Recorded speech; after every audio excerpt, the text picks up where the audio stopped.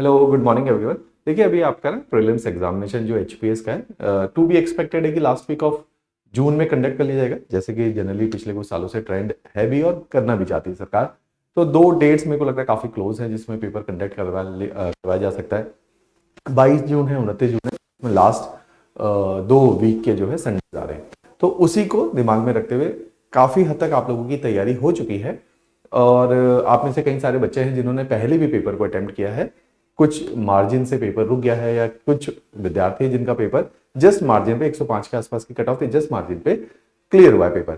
तो हम लोग ना जनरली देखो ये 3 स्टेजेस होती हैं जिसमें हम इस एग्जामिनेशन की प्रीलिम्स के भी मैं बात कर रहा हूँ, प्रीलिम्स लेवल पे तैयार करते हैं। जैसे पहली स्टेज है इस एग्जामिनेशन में जब हम प्रीलिम्स को तैयार करें कि सिंपल एक स्टेज है जिसमें हम नॉलेज को गेन कर रहे हैं, है ना, ज्ञान वर्धन हमारा हो रहा है, तो नॉलेज गेन हो रही है। ये इस एग्जामिनेशन की पहली स्टेज है। चाहे आप सेल्फ स्टडी कर लीजिए, है ना, या कोचिंग कर लीजिए, तो कोचिंग से थोड़ा फास्ट हो जाती है, थोड़ा इजी हो जाती है। सेल्फ स्टडी में थोड़ा सा टेकिंग है, थोड़ा सा स्ट्रगल है कि कुछ सब्जेक्ट के साथ अपने आप ही जद्दोजहद हमें करनी पड़ती है। तो पहली स्टेज है कि नॉलेज गेन होती है पेपर क्वालिफाई करने के लिए, प्रीलिम्स को क्वालिफाई करने के लिए। फिर दूसरी स्टेज है कि जिसमें हम चीजों को रिटेन करते हैं और रट्टा मारते हैं ना, क्रैमिंग करते हैं, रिटेन करते हैं, प्रैक्टिस करते हैं। तो ये सारी चीजें सेकंड स्टेज के अंदर आती है।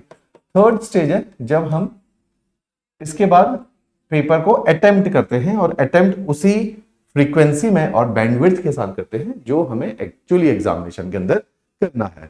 तो ये एक चीज है। तो थर्ड लेवल आता है कि हमें हाउ टू अटेम्प्ट।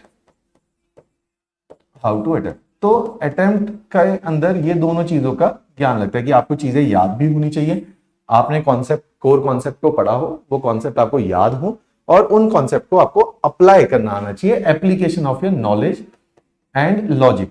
तो it is not only application of knowledge, rather logic as well.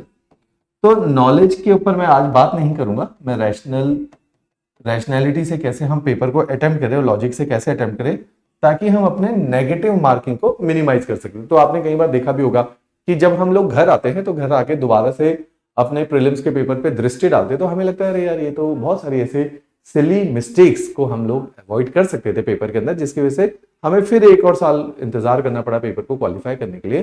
तो उन सिली मिस्टेक्स को रिड्यूस करने का कुछ एक तरीका मैंने बनाया है और आप लोग इसको अप्लाई करके देखें। मैं हर साल इस तरह के सेशंस करता ही हूँ प्रीलिम्स के आसपास।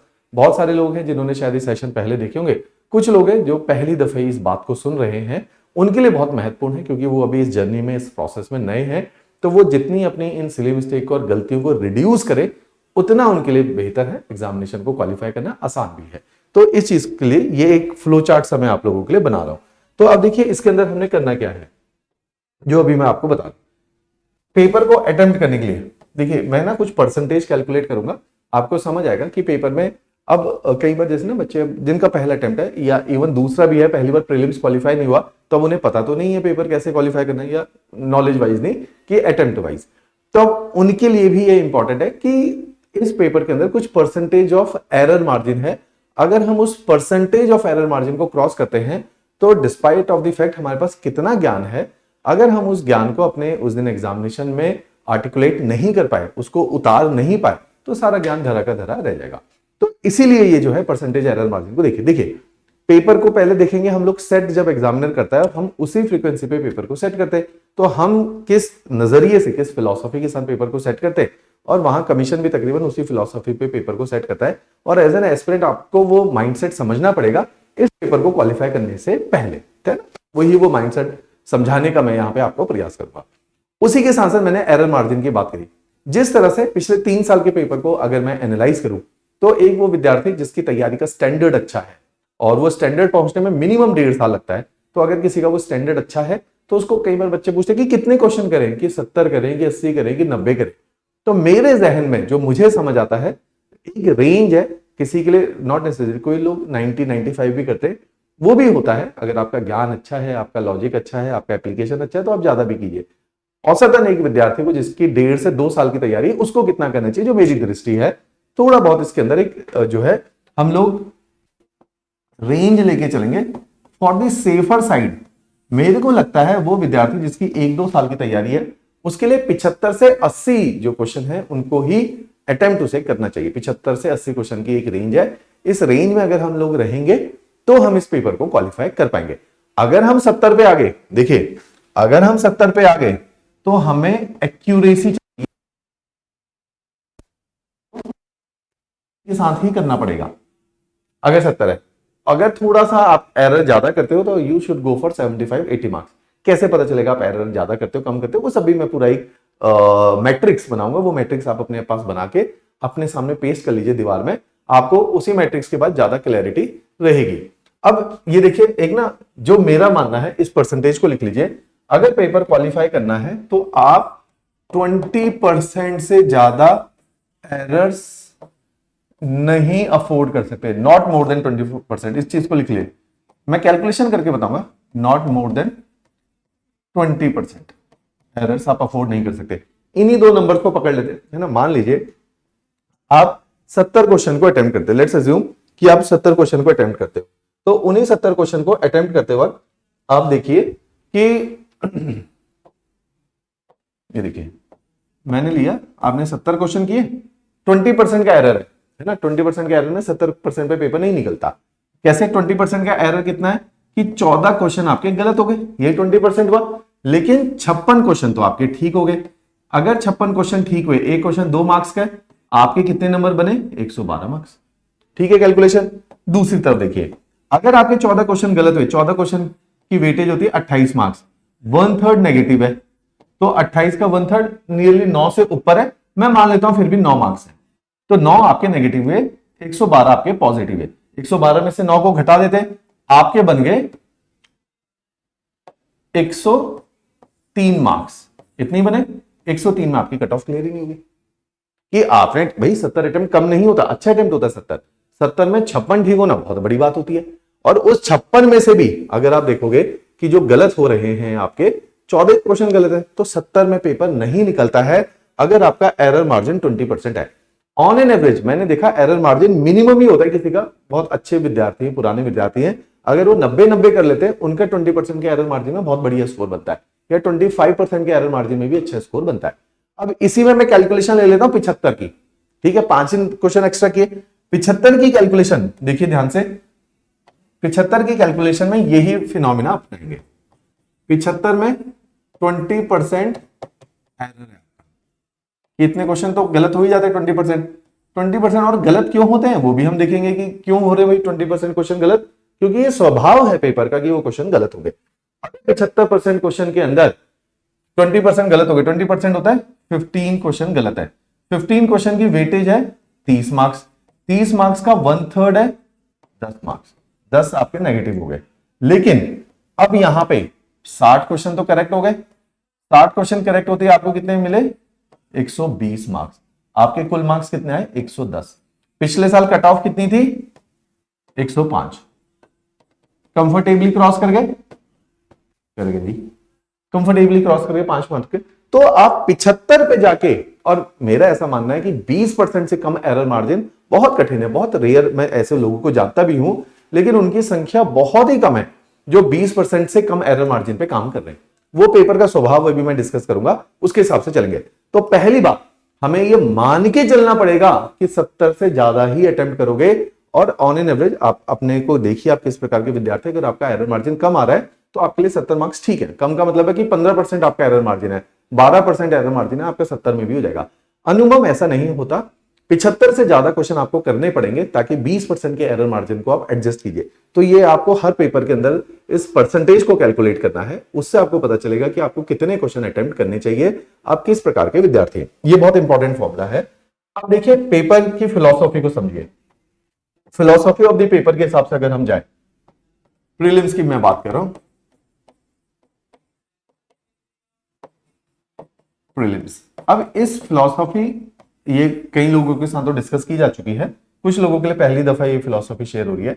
तो देखिए पेपर 4 कैटेगरी में बनता है, इन जनरल 3 होती है, लेकिन अटेम्प्ट की दृष्टि से 4 कैटेगरी के सवाल होते हैं। एक कैटेगरी के सवाल होते हैं, आपने जब भी, अब हमारी टेस्ट सीरीज देखो, मैं हमारी टेस्ट सीरीज को ही ज्यादा प्रमोट करता हूं, किसी और इंस्टीट्यूट को नहीं करता।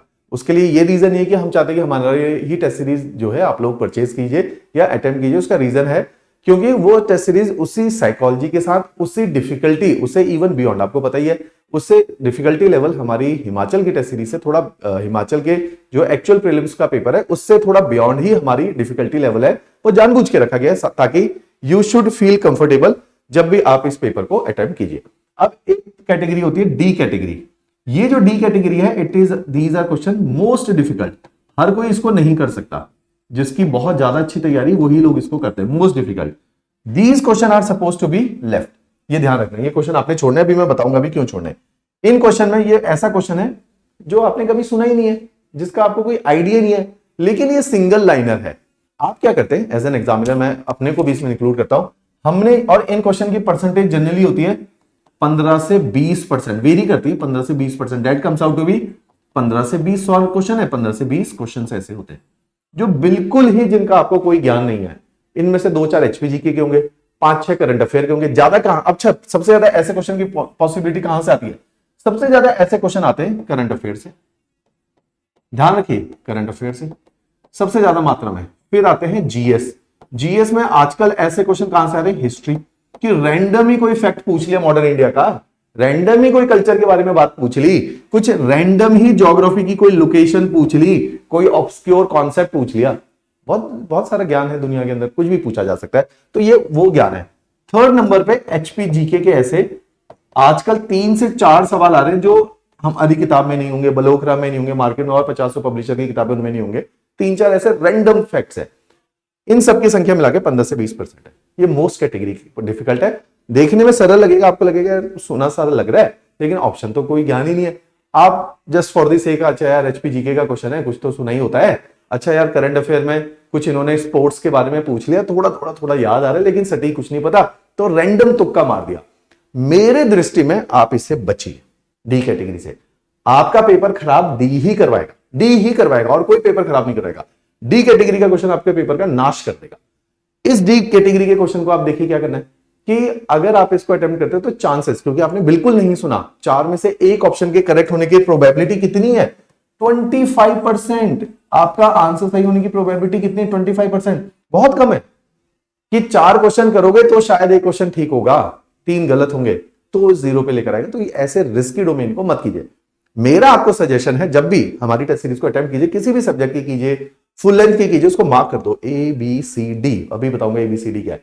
डी को मत छू के आओ, और फिर 3-4 पेपर सॉल्व करने के बाद इस स्ट्रेटेजी से मैंने पिछले साल बहुत सारे बच्चों का प्रीलिम्स एग्जामिनेशन क्वालिफाई किया। इस साल भी जो बच्चे 2-2, 3-3 साल से नहीं कर पा रहे, उनके साथ भी ये काम मैंने किया है। तो इस कैटेगरी को आपने ध्यान में रखना है कि डी कैटेगरी को बिल्कुल टच नहीं करना है। और फिर आती है 3 और कैटेगरी। देखिए, ए कैटेगरी। अब नंबर्स के हिसाब से जाएंगे तो आपने 80 क्वेश्चन ही अटेम्प्ट करने। यहां पे हम डेटा क्या ले रहे हैं जी? 80 क्वेश्चन को अटेम्प्ट कर रहे हैं, क्योंकि 20 क्वेश्चन पेपर शुरू होते ही मैंने 10 मिनट एनालाइज किया एज एन एस्पिरेंट, और मैंने कहा यार ये तो बिल्कुल 20 में तो हाथ ना ही डाला जाए उस दिन तो बेटर है, और मैंने उनको साइड लाइन कर दिया। फिर मैंने ए कैटेगरी, तैयारी का स्टैंडर्ड अच्छा है। मैं उन बच्चों के लिए बता रहा हूं, उनके लिए नहीं बता जिन्होंने 6 महीने पहले तैयारी शुरू करी, 1 साल पहले सेल्फ स्टडी करी और उतने अच्छे से तैयारी नहीं करी, उनके लिए नहीं है। जिनकी ठीक तैयारी है, ये उन्हीं के लिए स्ट्रैटेजी है। अब ए कैटेगरी, आपने अच्छी तैयारी का स्टैंडर्ड खींचा हुआ था, आपका ठीक ठाक, आपको नॉलेज का गेन बेस था, आपने 40 क्वेश्चन 100 कर दिया। आपको लग रहा है बहुत बढ़िया सवाल है और ये तो मेरे नोट्स है यार, ये तो मैंने टेस्ट सीरीज में किया था, ये तो वहां पढ़ा था, देखते ही आपको याद आया, आपने फटाक से उसको सही कर दिया। ए कैटेगरी, आपको ये ए कैटेगरी कितने नंबर दे गया? ये बिल्कुल 100% श्योर होने चाहिए, 80 मार्क्स दे गया। अब कुछ क्वेश्चन देखो ध्यान से, हर बिल्कुल डेटा पे जाएंगे। अब कुछ क्वेश्चन ऐसे थे, आपको लग रहा है यार इसमें तो 2 ऑप्शन नहीं है, लेकिन बाकी 2 में तुक्का मारेंगे। होता ही है, सारी चीजें तो नहीं आती, लेकिन वो तुक्का कैलकुलेटेड इंट्यूशन होता है।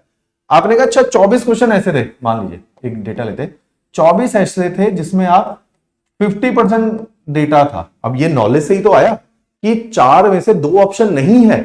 ये ज्ञान भी तो पढ़ाई करके ही आया कि अच्छा ये 2 तो नहीं है, ये तो पता है मेरे को ऑब्वियसली, लेकिन इन दोनों में कंफ्यूजन है, बड़े क्लोज लग रहे। 50% एरर मार्जिन है ना, कि 50% है कि 2 में से 1 ठीक होने की प्रोबेबिलिटी 50%।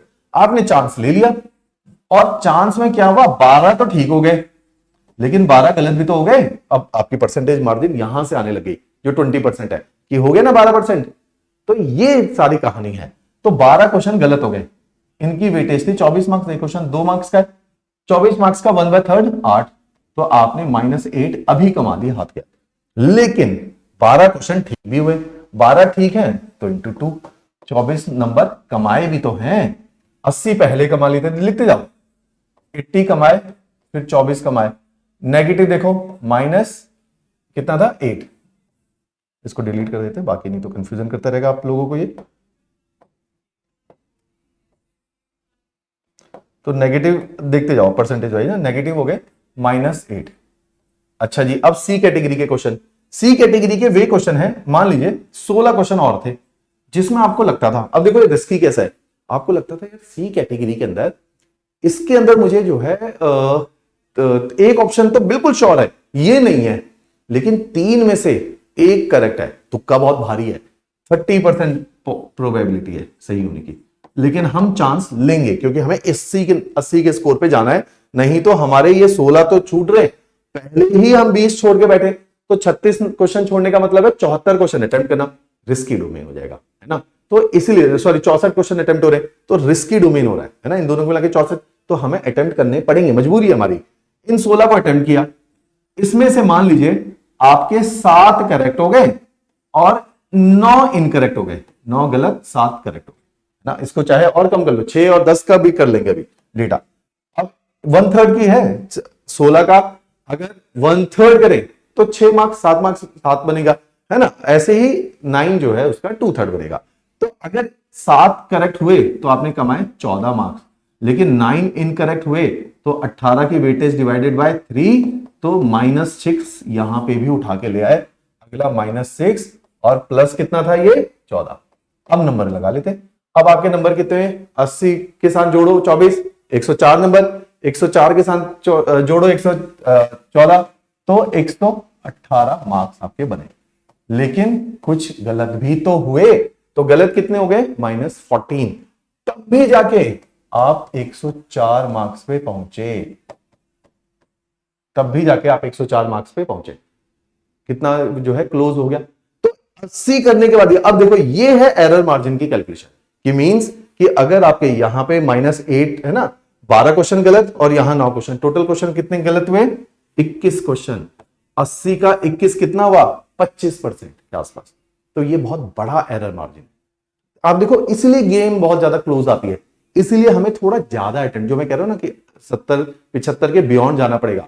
और यहां पे एरर मार्जिन ये बेयर मिनिमम है, कि अगर ये वर्स्ट सर्कमस्टांसेस हैं कि अगर आपकी किस्मत खराब हुई तो 12 के 12 गलत हो जाएंगे 50%, बहुत किस्मत खराब हुई तो 2/3 भी खराब गलत हो गए। अब इसी में 3 क्वेश्चन ऐड कर दो कि मान लो आपकी किस्मत उतनी खराब भी नहीं है ना, कि आपके 14 ठीक हुए और 10 गलत हुए, 2 इधर कर दो, और वहीं पे एक एक क्वेश्चन एक्स्ट्रा ठीक होने से 2.66 मार्क्स मिलते। देखो 2 क्वेश्चन और इन दोनों में थोड़ा सा हिल गए, 2 क्वेश्चन ठीक हुए आपके, हर क्वेश्चन पे 2.66 मार्क्स मिले, ऑन एन एवरेज में लगा लेता हूं जी 5 मिल गए, 2.5 के हिसाब से आपके एवरेज स्कोर कितना हो गया 109। तो ये मिनिमम इस एरर मार्जिन के साथ भी this is the minimum score, जो कि कट ऑफ के just it is very very close to the cut off. तो आप इस फॉर्मूले को भी याद रखेंगे, इस फॉर्मूले की कैलकुलेशंस को याद रखेंगे, बहुत सटीक तरीके से कैलकुलेटेड वे में। This is the bare minimum marks if you are going to attempt. ये ठीक बच्चे के लिए बता रहा हूं, हर किसी के लिए नहीं बता रहा, क्योंकि 40 क्वेश्चन 100% शॉर्ट ठीक करना हर बच्चे की बस की बात नहीं होती। तो इस मेथड से अगर आप अप्लाई करोगे तो आप अपने एरर्स को मिनिमाइज करते हुए जाओगे। अगर आप और ज्यादा पढ़ने में अच्छे हो और डी कैटेगरी में आप 15 क्वेश्चन ही रखते हो, है ना, और यहां पे और क्वेश्चन अटेम्प्ट कर लेते हो, है ना, 5 क्वेश्चन और लगा दूं मैं इधर और इसको 20 कर दूं, तो 20 में से मान लो आप 7 या 8 ठीक करते हो और बाकी आप गलत करते हो 12, तो भी आपका पेपर आराम से क्वालिफाई होता है, राइट। आराम मतलब 2-4 नंबर ऊपर ही आएंगे। तो this is the bare minimum score through which you would able to qualify this very examination. Bare minimum मैंने इसमें मार्क्स लगाए कि आपकी पूरी खराब किस्मत ही लगाई जिससे ये पेपर आपका खराब हो गया। क्लियर। इस फॉर्मूले को अप्लाई कीजिए, अप्लाई करके फिर आप देखिए कि आपके एरर मार्जिन कैसे कैसे रिड्यूस हो रहे। एक चीज का मैं और ध्यान बता देता हूं आपको, प्रायोरिटी एरियाज का देखिए कि जब आप इस एग्जामिनेशन को परस्यू कर रहे हो तो आपकी रिवीजन में जैसे एचपीजीके से औसतन जो क्वेश्चन आ रहे हैं वो 16 से 20 आ रहे हैं। ये जो 16 से 20 है एचपीजीके में, लिखते जाइए, 75% प्लस करेक्शन होना चाहिए आपका। इसका क्या मतलब है, अगर 20 क्वेश्चन आए तो 16 करेक्ट होने चाहिए, 16 out of 20 should be correct. 4 question हैं जो आप गलत करना अफोर्ड कर सकते हो या ना अटेम्प्ट करना अफोर्ड कर सकते हो। पहली है एचपीजी के, दूसरे नंबर में प्रायोरिटी है जीएस के अंदर। अब जीएस में भी मैं कैटेगराइज कर रहा हूं। देखिए पॉलिटी सबसे रिवॉर्डिंग है, आसान आता है। History with the passage of time, देखो 2 साल पहले तक तो हिस्ट्री हलवा था, पिछले साल भी ठीक आ रहा है। हिस्ट्री में बीच बीच पे ना बहुत फैक्ट डाल रहे हैं, जहां पे डेट्स आ गई बहुत फैक्ट आ गया। मेरा पर्सनल एक्सपीरियंस है ऐसे क्वेश्चन को अटेम्प्ट करने से थोड़ा बचिए, क्योंकि वो बहुत ज्यादा एरर परसेंटेज को बढ़ा रहा है। हिस्ट्री सेकंड प्रायोरिटी पे है जो रिवॉर्डिंग है। Then comes your general science. General science आसान आता है, एनसीईआरटी बेस्ड आता है। यहां आपका 90% 80% का एरर होना चाहिए, करेक्शन रेट। पॉलिटी 90% के आसपास करेक्शन रेट। हिस्ट्री मैं कहता हूं 60% का करेक्शन रेट, क्योंकि अगर टफ आ गया। ज्योग्राफी बहुत हाई करेक्शन रेट है ना। ज्योग्राफी में कुछ कॉन्सेप्ट आएंगे, ज्यादातर ऑब्सक्योर फैक्ट नहीं आ रहे, 1-2 क्वेश्चन ही कठिन आएंगे। अधिकांश क्वेश्चन आपके पढ़े में से ज्योग्राफी में आते हैं। मैं अपने कोर्सेज के हिसाब से इस चीज का आंकलन करा, तो ये बहुत रिवॉर्डिंग है। देन कम्स योर एनवायरमेंट, आजकल आसान आ रहा है एनवायरमेंट, अब जाके हिमाचल में आने लगा है। इकोनॉमी अब जाके कॉन्सेप्चुअल है, पहले तो हलवा आता था। तो ये प्रायोरिटीज के हिसाब से आप अपने सब्जेक्ट को संभालिए। तो यहां पे अगर आपके पूरे जीएस के अंदर अगर आप जितने क्वेश्चन आए, मान लीजिए जीएस के 60 क्वेश्चन आए या 65 क्वेश्चन आए, if you are able to solve, ये 40-45 क्वेश्चन भी यहां से निकल गए, है ना। 40 क्वेश्चन आसान होते हैं 60 में से करने, है ना। अगर आप इनकी परसेंटेज देखोगे तो बहुत हाई परसेंटेज है ये। तो अगर आप इतना भी कर गए, जो कि 70-75% है, इतना हो जाता है जीएस का पेपर, इतना कर गए तो आपका पेपर टर जाएगा। Clear. Third priorities of current affair. Current affair में से मेरा ऐसा मानना है, अगर 15 सवाल आए, आप 50% 7 भी ठीक कर गए तो बढ़िया ही स्कोर है ये। करंट अफेयर आजकल बहुत ज्यादा डिफिकल्ट आ रहा है, डेटा ड्रिवन आ रहा है, फैक्ट ड्रिवन आ रहा है। क्लियर। तो इस मेथड को फॉलो कीजिए, तो इससे आपको अपने हाई प्रायोरिटी एरियाज पता चलेंगे रिवीजन के लिए।